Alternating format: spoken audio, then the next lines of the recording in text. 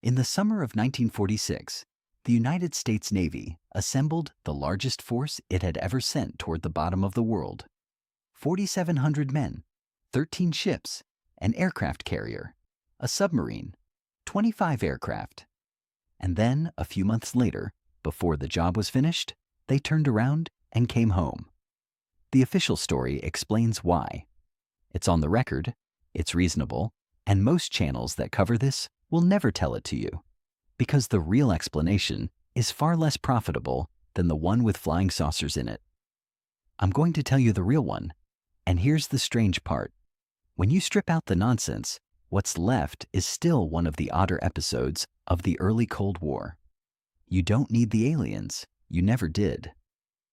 Let's start with the cover story, except it isn't even a cover story. It's just the truth, which is what makes it so easy to dismiss. Operation Highjump, officially the United States Navy Antarctic Developments Program. On paper, the goals were dull enough to put you to sleep.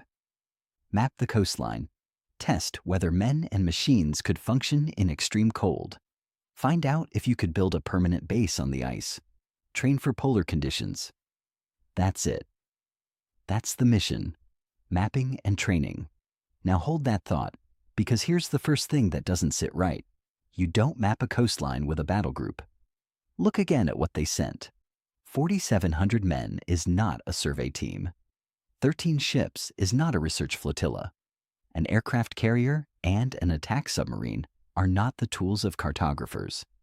This was a military task force, and it was one of the largest expeditions ever pointed at Antarctica before or since. So the question writes itself. If the job was mapping and training, why send a force built for war? The honest answer is the one the conspiracy channels skip right past because it's almost as interesting and it has the inconvenient quality of being true.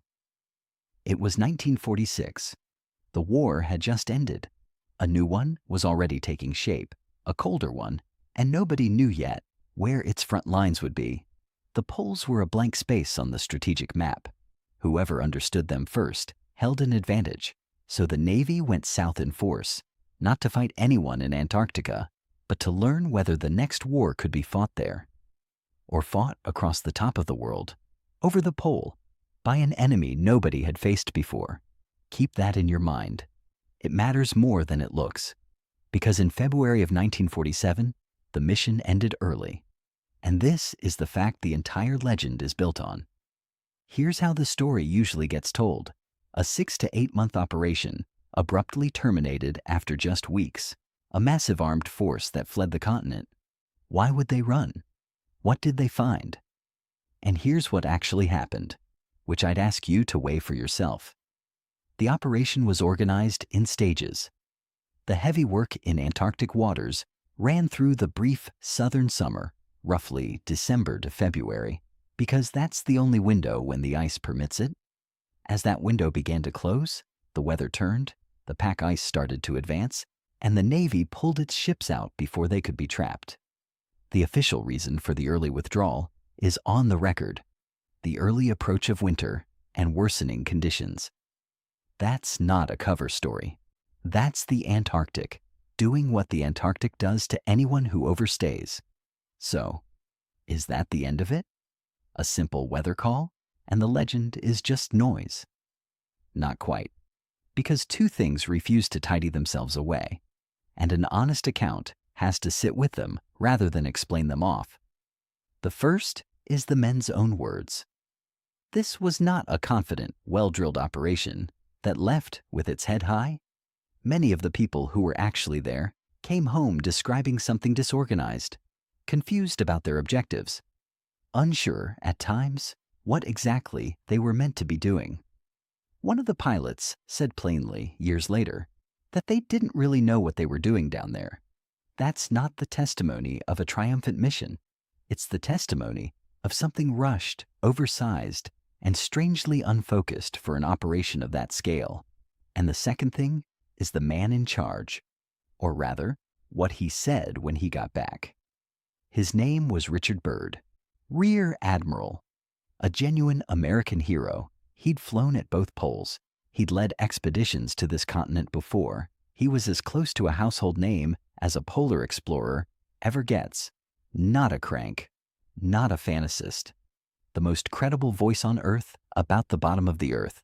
And in an interview given shortly after the operation, Byrd said something that people have been chewing on ever since. He warned that the United States needed to protect itself against the possibility of attack by hostile aircraft flying from the polar regions.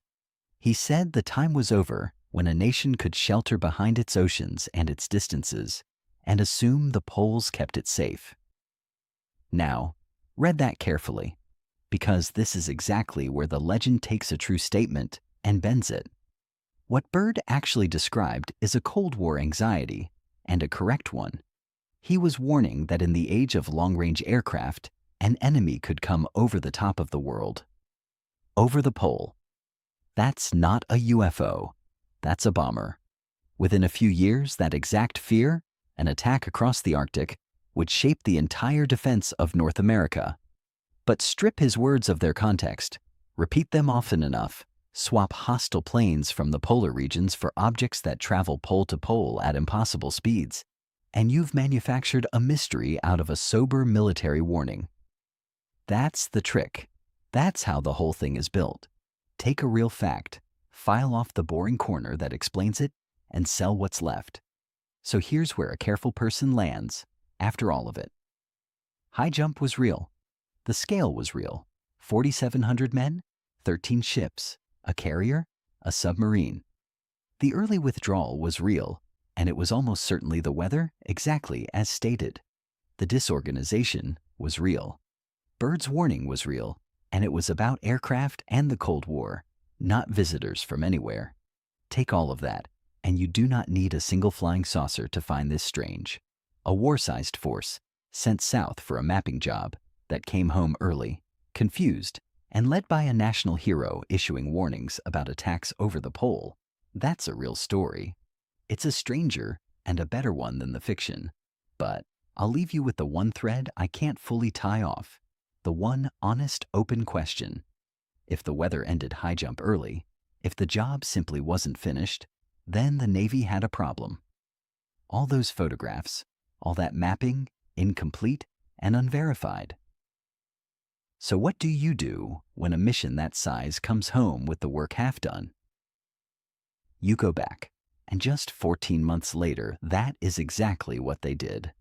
A second expedition, quieter, smaller. Almost nobody talks about it. It was called Operation Windmill. And what it was sent to do tells you more about Highjump than Highjump ever admitted on its own. That's where we go next.